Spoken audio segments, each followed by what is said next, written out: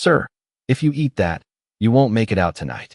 The words didn't rise above a whisper, yet they cut through the low hum of clinking glasses and muted jazz like a blade through silk. And for a fraction of a second, Daniel Mercer, worth more than most buildings on the skyline outside, forgot to breathe as the black waitress slid the plate in front of him with steady hands, her expression neutral, almost distant, like she had said nothing at all. The steak sat perfectly centered, a 12-ounce dry-aged ribeye, medium rare, juices glistening. Under the amber glow of pendant lights, the kind of dish that cost more than an average American's hourly wage, and yet it suddenly felt heavier than it should, like it carried something unseen beneath its polished surface. Around him, the restaurant moved on, oblivious, servers gliding between tables, a couple laughing softly near the window, a businessman checking his phone, the quiet choreography of wealth unfolding as it always did. Controlled, predictable, curated. Daniel leaned back slightly, his tailored jacket creasing just enough to remind him of the role he was playing tonight. Not Daniel Mercer, CEO of Mercer Dynamics, but just another well-dressed guest testing the system from the inside, a ghost in his own empire, watching how people behaved when they didn't know who he was. He had done this before in hotels, in offices, in private clubs, and every time the result was the same. Smiles that didn't reach the eyes, service that adjusted the moment status was revealed, a world that bent not to character, but to perceived power. But this was different. His eyes flicked up to the waitress as she stepped back, her name tag catching the light for a split second, Zariah, and there was something about her stillness that didn't match the room, not nervous, not eager, just aware, like she was tracking something no one else could see. Daniel reached for the knife, then paused, his fingers hovering just above the polished silver as the weight of her words settled in. Not dramatic, not loud, but precise, intentional, like a message meant for him and no one else. He glanced around again, slower this time, noticing details he might have missed before. The man at the bar who hadn't taken a sip from his drink in over 5 minutes, the subtle angle of a security camera near the entrance, the way a couple at table 6 stopped talking every time he shifted in his seat. Coincidence? Maybe, or maybe not. Daniel exhaled quietly, the kind of controlled breath that came from years of boardrooms and negotiations, and lifted the linen napkin from beside his plate, intending to settle back into the role, to dismiss the moment as paranoia or overreach. But as the fabric unfolded in his hands, something slipped free, a small, neatly folded piece of paper that hadn't been there before. His pulse didn't spike, not outwardly, but something inside him tightened, sharpened, the instinct that had built his empire whispering that this wasn't random. Across the room, Zariah moved to another table, pouring water for a guest who barely acknowledged her, her posture unchanged, her face unreadable, as if the world saw her as nothing more than background motion, a shadow passing between plates and glasses. Daniel lowered his gaze to the note, feeling the quiet gravity of the moment press in from all sides. The restaurant still humming, still elegant, still perfectly composed. And yet something had shifted, something subtle but undeniable, like the first crack in glass before it spreads. He unfolded the paper slowly, deliberately, every movement measured, because whatever waited inside those creases had already done what few things ever could. It had stopped him cold. Zariah did not slow down when she reached his table again, not even a fraction, her steps measured, her posture effortless, as if she were simply passing through like any other server in a room built on invisibility. Yet as she adjusted the angle of his fork by less than an inch, her voice brushed the air just enough for him to hear it. "Do not look at him again." And then she was gone, moving toward the far side of the dining room, where laughter rose too loud for the moment to matter. Daniel kept his gaze steady, fixed on the edge of his plate, but his mind locked onto the instruction with surgical precision, because the difference between being watched and being known was intention, and whoever was orchestrating this expected reactions, expected curiosity, expected mistakes. He exhaled slowly, letting his shoulders relax, his body language slipping into something looser, almost distracted, the role of a man uninterested in anything beyond his meal, while internally, every detail sharpened, every sound separating itself from the background noise into something distinct, something measurable. the soft clink of a glass to his left, the low murmur of a couple arguing in hushed tones near the window, the subtle hum of the air conditioning vent above him, all of it catalogued, filtered, assessed. He reached for the steak knife again, not to cut, but to create motion, something ordinary, something expected, and as the blade touched the surface of the meat, he let his eyes drift, not toward table 4, not directly, but to the reflection in the polished steel of the knife itself, where shapes moved in reverse, distorted but visible. Enough to confirm what the note had suggested. The man in the navy blazer had shifted position, not toward his drink, but slightly toward the aisle, giving himself a clearer line of sight to Daniel's table, while another figure near the entrance adjusted his stance just enough to block a partial exit route. Subtle movements, easy to dismiss, but together forming a pattern that was no longer accidental. Daniel set the knife down carefully, aligning it with the fork, his movements unhurried. Controlled, because any break in rhythm could draw attention, and attention, in a room like this, was currency. His mind moved to his security detail again, to the silent signal he had sent minutes earlier, and the absence of response echoed louder now, not as a glitch, but as confirmation, because trained professionals did not miss alerts, not without reason.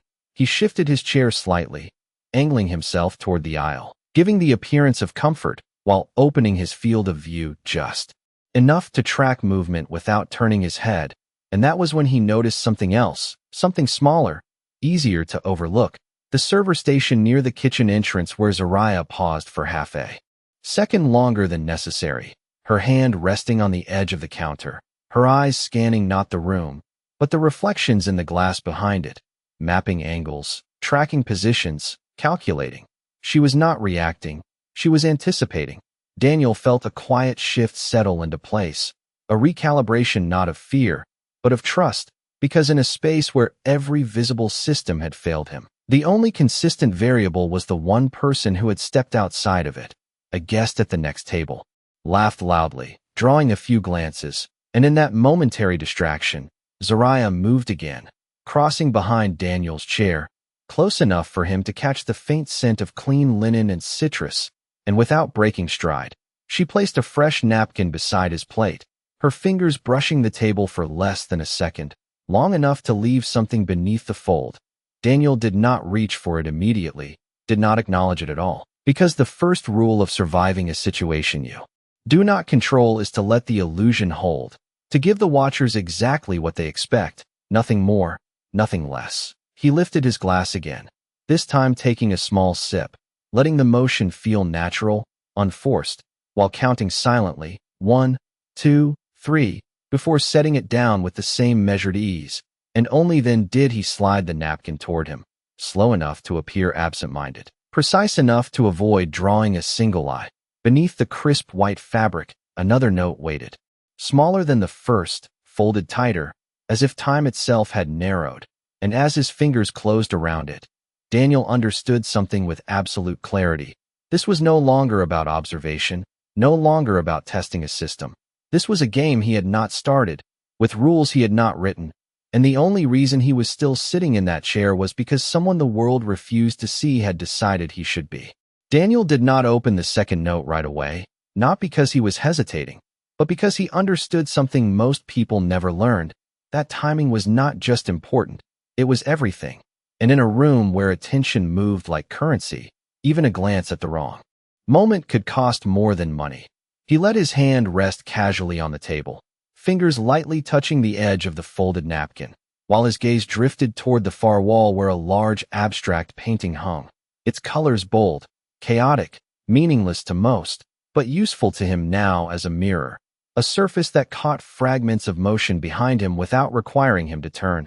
The man at table 4 had shifted again, not much, just enough to lean forward as if adjusting his seat, but his line of sight had narrowed, focused, and another figure near the bar had taken a step closer to the aisle, creating a subtle funnel of movement that all seemed to lead toward one place, toward him.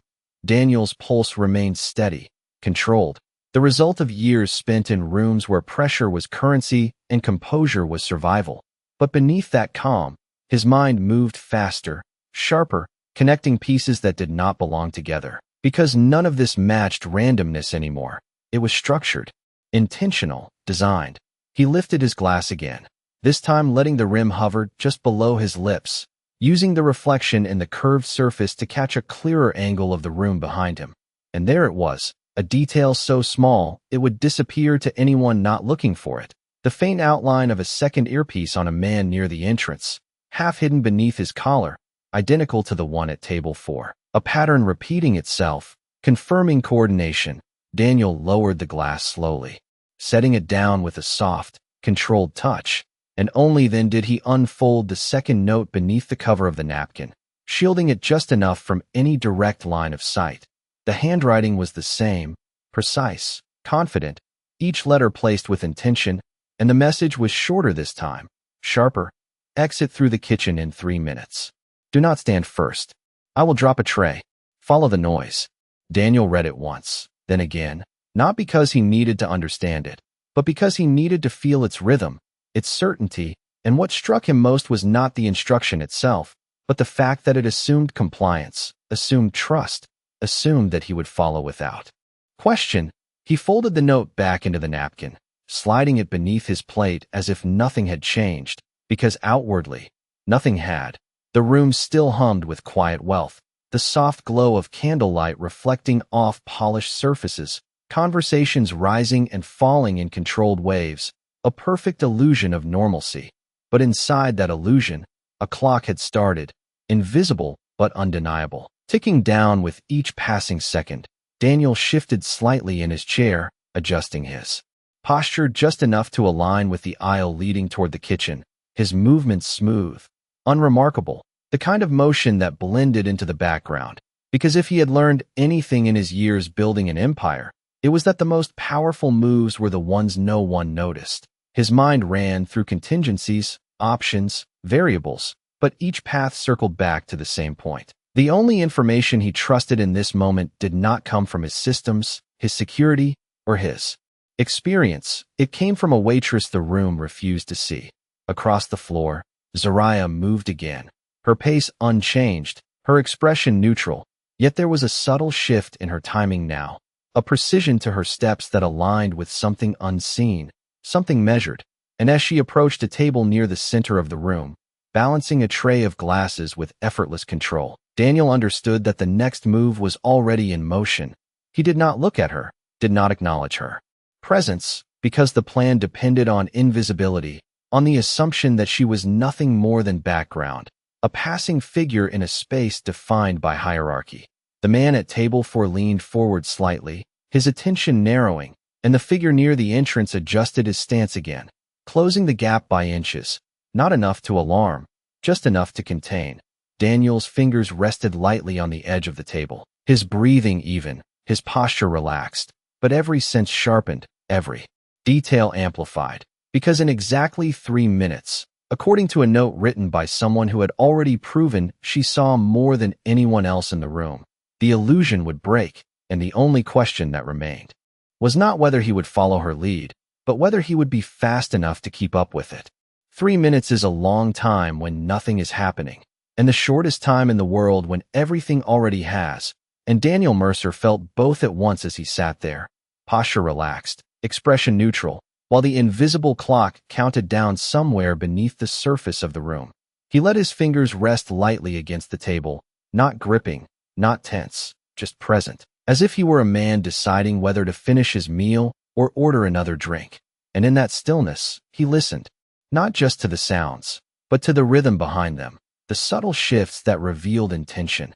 The man at table 4 had not moved again, which in itself was movement, a decision to remain fixed, to hold position, while the figure near the entrance adjusted his stance by less than an inch, aligning himself with the path Daniel would naturally take if he stood up and walked out like any other guest.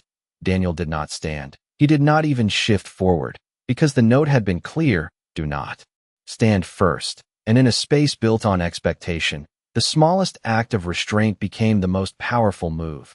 He reached for his knife again, this time cutting a small piece of steak, the motion deliberate, controlled, and brought it halfway toward his mouth before setting it back down, a subtle signal to anyone watching that he was undecided, distracted, human. his eyes moved once, just enough to catch the reflection of Zariah in the glass panel near the service station, and there was something different now, not in her expression, which remained calm, but in her timing, her steps aligning with something unseen, something precise. She approached a nearby table carrying a tray of water glasses, her grip steady, her posture balanced, and for a moment, everything looked exactly as it should, a server doing her job in a room that demanded perfection. But Daniel saw the angle of her wrist, the slight shift in her center of gravity, the kind of detail that only mattered if you knew to look for it. The second hand of his watch ticked forward, 1, 2, 3, and then it happened. Not loud, not chaotic, but just enough. The tray tilted, a controlled slip rather than a mistake, glasses clinking against one another before a few tipped over, water spilling across the table in a sudden, unexpected ripple that drew attention instantly, heads turning, voices rising, the room breaking its carefully maintained rhythm for the first time that night.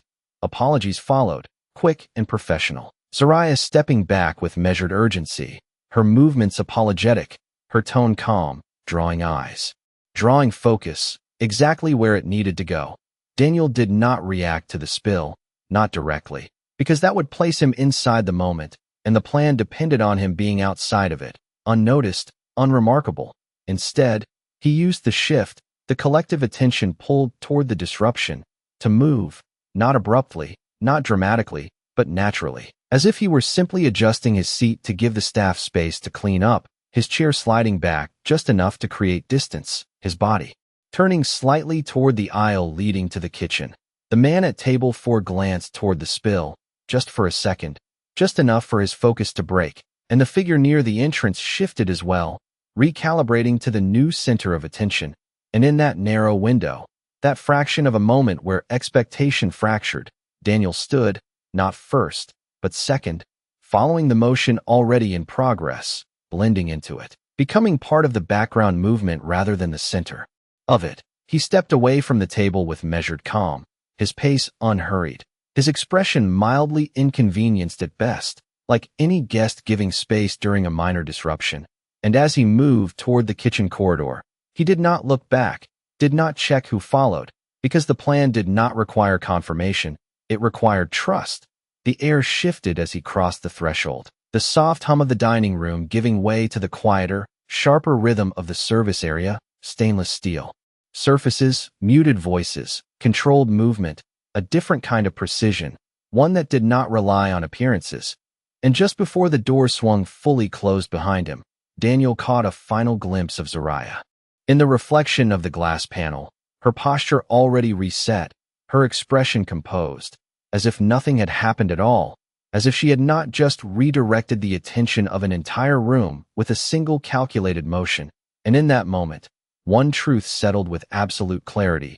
He had spent years believing power came from control, from visibility, from being the center of every room he entered. But tonight, the only reason he was still moving forward was because someone who had been invisible all along knew exactly where to break the illusion. The kitchen did not welcome him with chaos. It welcomed him with precision, the kind that ran on rhythm instead of appearance, stainless steel counters reflecting overhead lights in sharp, clean lines while cooks moved in controlled patterns, calling out orders, adjusting plates, every motion purposeful, every second accounted for. And for the first time that night, Daniel Mercer stepped into a space that did not care who he was, only what he did. The door eased shut behind him with a soft click, muting the low murmur of the dining room.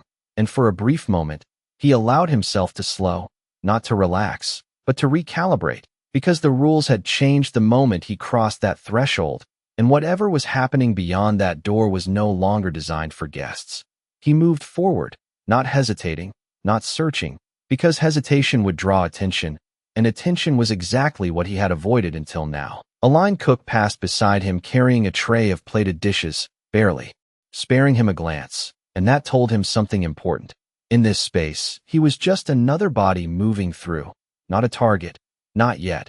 He kept his pace steady, heading toward the back corridor where the lighting shifted from warm amber to bright white, the kind that revealed everything without hiding behind atmosphere. And as he turned the corner, he saw her, Zariah Cole, standing near a stainless steel prep table, one hand resting lightly against its edge, her posture composed, her breathing even, as if she had been waiting exactly there, exactly at that moment. She did not greet him, did not acknowledge him immediately. Instead, her eyes moved once, quickly, scanning the hallway behind him before settling on his face. And when she finally spoke, her voice was low, controlled, carrying none of the urgency that had brought him here. You have about 90 seconds before they realize you are not at your table. And there was no hesitation in her tone, no doubt. Just information delivered with the kind of certainty that comes from knowing the outcome before it unfolds. Daniel studied her for a fraction of a second, not as a stranger now, but as a variable he had underestimated, because nothing about her suggested panic. Nothing suggested she was reacting.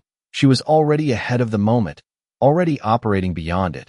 Who are they? He asked quietly, his voice steady, not demanding, but direct, and for the first time, something shifted in her expression, not emotion, but recognition, as if she had been waiting for that exact question. People who are not here for dinner, she replied, and then her gaze moved past him again, checking the corridor, calculating time, angles, distance. Daniel nodded once, processing, because the answer was not vague. It was precise in its own way.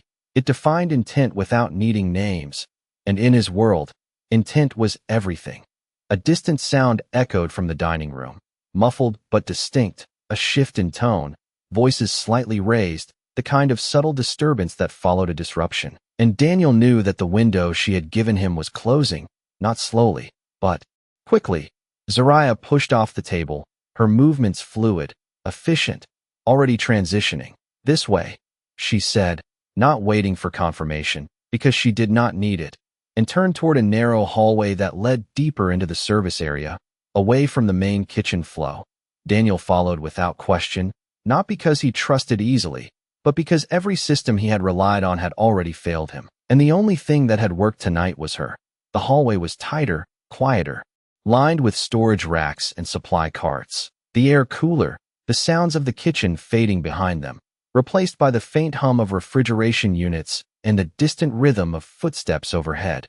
As they moved, Zariah spoke again, her voice barely above a whisper. They are watching the exits, the front, the side, even the valet.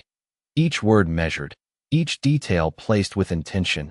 But they are not watching this. And she tapped lightly on a door at the end of the corridor, a plain metal surface with no sign, no label, nothing to suggest importance. Daniel's eyes followed her hand, his mind already mapping the implication. Because in every system, the strongest points were the ones everyone saw, and the weakest were the ones no one bothered to consider. He stepped closer, his presence filling the narrow space. And for a moment, their eyes met again, not as server and guest, not as invisible and powerful, but as two people operating in the same reality, one that had stripped away titles and replaced them with something simpler, awareness. Why help me? He asked, not out of doubt, but out of clarity. Because motives mattered, and hers had not been explained. Zariah did not answer. Immediately, her hand already reaching for the handle, her focus on the next step, the next move, and then she said, quietly, almost as if it were obvious, because you were the only one who noticed something was wrong. And with that, she opened the door, revealing a narrow passage that led away from everything the room above had pretended to be. And for the first time that night, Daniel understood that survival was not about power. It was about seeing what everyone else refused to look at. The passage beyond the door did not feel like an escape. It felt like a layer that had never been meant for guests. A narrow corridor stretching forward with low overhead lights casting long, clean shadows along the concrete floor, the air cooler, quieter, stripped of the polished illusion that defined the restaurant above. And as the door clicked softly shut behind them, Daniel Mercer understood that whatever had been orchestrated in that dining room did not extend fully into this space. But that did not mean it was safe. Zariah stepped ahead without hesitation, her pace measured, not rushed, because rushing created noise, and noise created attention, and attention was the one thing they could not afford. Daniel followed at a close but controlled distance, his senses adjusting to the new environment, every sound sharper now, the faint hum of ventilation, the distant echo of a service elevator somewhere beyond the walls, the subtle rhythm of footsteps above them that marked the world they had just left. "Where does this lead?" he asked quietly, his voice low enough to blend into the ambient hum. And Zariah did not turn as she answered. "Delivery exit, 1 block behind the building." Her tone steady, factual, as if she had walked this path 100 times before. Daniel nodded once, processing the route, mapping distance, timing, angles, because even here, even now, his mind did not stop calculating. It simply adapted. They moved deeper into the corridor, passing storage doors, stacked crates, a rolling cart left slightly off-center. Each object placed with a kind of functional indifference that made the space feel real in a way the dining room never could. And yet, as they approached a turn in the hallway, Zariah slowed, just slightly, her hand lifting a fraction as a signal, not dramatic, not obvious, but enough to tell him something had shifted. Daniel stopped without question, his body still, his breathing controlled, and for a moment, neither of them spoke, the silence stretching just long enough for him to hear it. A faint sound ahead, not loud, not clear, but present, the subtle scrape of something moving against the floor, followed by a pause that felt too deliberate to be random. Zariah leaned just enough to glance around the corner, her movement precise, minimal, and then she pulled back, her expression unchanged but her eyes sharper now, more focused. "They adjusted faster than I expected," she said quietly, more to herself than to him. And that single sentence carried more weight than any explanation, because it meant the pattern was evolving, the plan shifting, and the margin for error narrowing. Daniel felt the shift immediately, not as panic, but as clarity, because unpredictability was the one variable that could not be controlled, only navigated.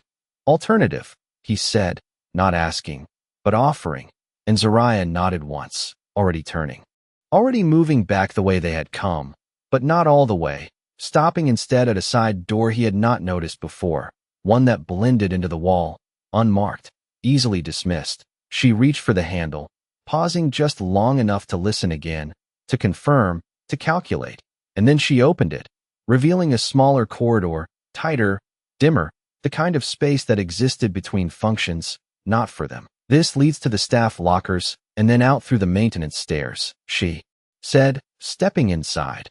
Her voice calm despite the shift, because calm was not the absence of pressure, it was control within it.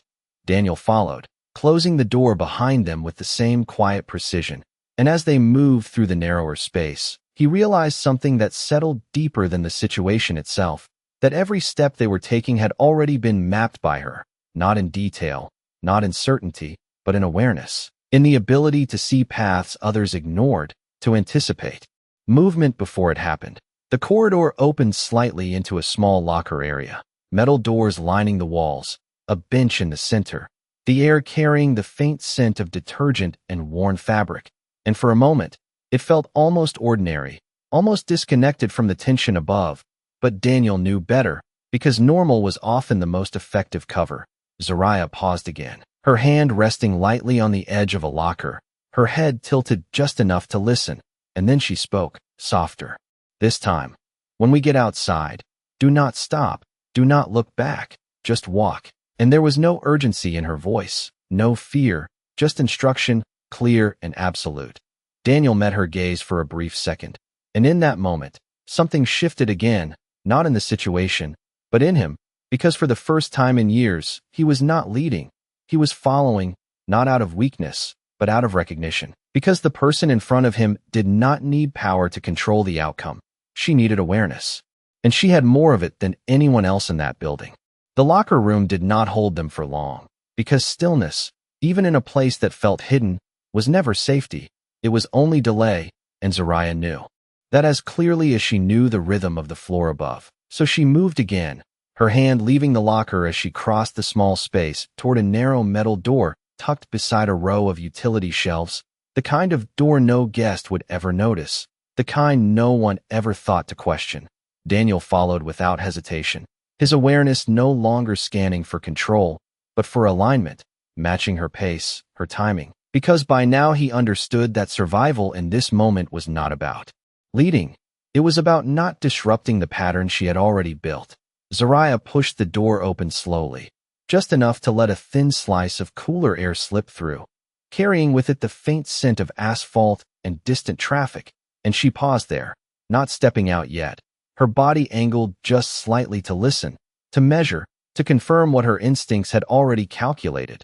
Daniel stood behind her, close enough to feel the shift in temperature, far enough not to crowd her movement, his focus narrowing to the same point, the threshold between inside and outside, because that was where control either returned or disappeared completely.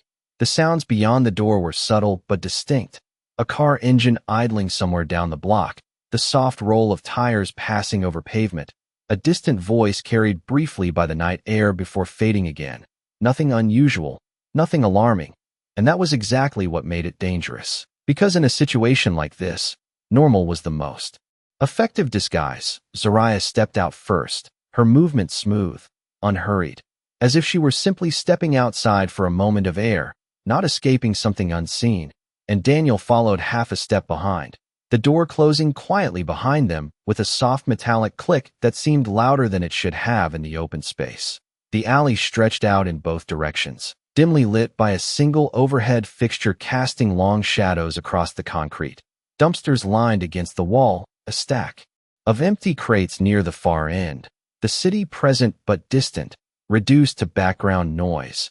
Left, Zariah said under her breath, not turning, not slowing, just enough for him to hear, and they moved.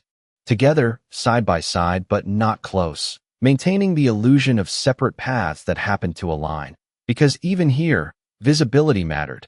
Daniel adjusted his stride to match hers, not too fast, not too slow, just consistent, the kind of pace that did not invite attention, his eyes forward, his posture relaxed, but his awareness extended in every direction, tracking movement, listening for changes in sound, feeling the space around him rather than reacting to it. Halfway down the block, a car parked along the curb shifted slightly, its headlights flickering for a fraction of a second before going still again, and Daniel caught it, not with alarm, but with recognition, another variable, another piece in a pattern that was still unfolding. Zariah did not look at the car, did not acknowledge it at all, but her pace adjusted by less than an inch, a subtle recalibration that told him she had seen it too, that nothing in this space escaped her notice. They reached the corner without breaking stride, turning onto the next street where the lighting changed, brighter, more open, the presence of passing traffic creating a different kind of cover, one that relied on movement instead of stillness. Only then did Zariah slow, just slightly, her shoulders easing a fraction as she allowed the tension to shift, not disappear, but change shape. Daniel matched her pace, his breathing steady, his mind already replaying the last 10 minutes, mapping decisions, identifying patterns. Because understanding what had happened was just as important as surviving it. They will not follow here, Zariah said quietly, her voice calm, certain, and Daniel glanced at her for the first time since they had stepped outside, not questioning, but measuring the confidence behind the statement. How do you know? He asked, not challenging, but precise, because certainty without reason was not something he trusted. Zariah's gaze remained forward, her expression unchanged, but there was a subtle shift in her tone when she answered, something deeper, something that carried experience rather than assumption. Because this is where the cameras stop, and they rely on what they can see, and that was when it clicked fully for Daniel, not just the situation, but the principle behind it, that the entire operation had been built on visibility, on control through observation, and the moment they stepped beyond that, the system lost its advantage. He let that settle for a second, the realization reshaping his understanding of everything that had happened inside. And then he spoke again, quieter this time, more direct. You have done this before. And Zariah finally turned her head just enough to meet his eyes, not for long, not for emphasis, but for clarity. No, she said simply. I just pay attention. And in that moment, under the streetlights, with the noise of the city moving around them, Daniel Mercer understood that the most powerful thing in the room had never been money, or status, or control. It had been awareness, and it had belonged to the one person no one thought to see. They walked another half block before the silence between them changed, not because the danger was gone, but because it had shifted far enough away to breathe. and Daniel Mercer slowed just slightly, enough to step out of the invisible current that had carried them forward, his mind no longer chasing the next move, but turning back, replaying everything with the precision of a man who built his life on understanding patterns. The restaurant, the note, the timing, the angles, every detail fitting together in a way that was too clean to ignore. And yet the one piece that stood out the most was not the operation itself, but the person who had seen it before it even began. Zariah Cole stopped at the edge of the sidewalk where the streetlight cast a soft circle of pale gold around them, her posture still composed, her breathing steady, as if what had just happened belonged to a different version of the night, one that did not follow her beyond that door. Daniel turned toward her fully now, not as a guest, not as a stranger, but as himself, the version of him the world recognized, the one that built companies and controlled outcomes. And for a moment, the contrast between who he was inside that restaurant and who he was now felt sharper than anything else that had happened. "You knew," he said, not as a question, but as a statement, his voice calm, measured, carrying the weight of realization rather than confusion. And Zariah met his gaze without hesitation, not defensive, not proud, just present. "I noticed," she replied, the same simplicity, the same clarity, as if the difference between knowing and noticing was the entire point. Daniel let out a quiet breath, something close to a laugh, but without sound, because for years he had believed that power came from control, from information, from being the one who saw everything before anyone else could. And tonight, in a room designed to amplify that belief, he had missed what mattered most. He reached into his pocket slowly, deliberately, pulling out a slim card, the kind that carried more weight than its size suggested, his name embossed in clean, sharp letters, a symbol of everything he had built, everything he represented, and he held it out to her, not as a transaction, not as a reward, but as recognition. "My name is Daniel Mercer," he said, the words landing differently now, not as introduction, but as truth. And for the first time that night, Zariah's expression shifted, just slightly, not surprise, not shock, but understanding, as if the pieces had already been there, waiting to be confirmed. She looked at the card, then back at him, and instead of reaching for it, she let her hand rest at her side, her posture unchanged, her voice steady when she spoke. "I figured," and there was no arrogance in it, no performance, just a quiet acknowledgement of something that had never needed to be said. Daniel held the card there for a second longer, then lowered it, not offended, not surprised, but thoughtful, because in that moment, the exchange had already happened, just not in the way he expected. "You could have stayed out of it," he said, his tone softer now, more reflective. "Most people would have." And Zariah glanced down the street for a brief second before answering, her eyes tracking the flow of passing headlights, the rhythm of a city that never noticed moments like this. "Most people were not paying attention," she said, and that was it. No explanation, no elaboration, because none was needed. Daniel nodded slowly, the truth of it settling deeper than any explanation could, because he had built his world on systems, on layers of security, on structures designed to prevent exactly what had almost happened tonight, and yet all of it had failed, quietly, efficiently, without warning, while the one thing that succeeded was something no system could replicate, awareness without assumption. He looked at her again, really looked this time, not at the uniform, not at the role, but at the person standing in front of him, and for the first time, the contrast that had defined the entire night dissolved, because power did not look the way he thought it did. It did not announce itself. It did not demand recognition. It simply existed, quiet and precise. "Come work for me," he said finally, not as an offer of charity, not as a favor, but as an acknowledgement of value. And Zariah shook her head gently before he even finished the sentence, her expression calm, certain. "I already have a job," she replied, her tone not dismissive, not defensive, just clear. And then she added, after a brief pause, "And I am good at it." And there was something in that statement that stopped him more completely than anything that had happened inside the restaurant, because it carried a kind of confidence that did not need validation. Daniel let the silence settle between them for a moment, not uncomfortable, not forced, just real.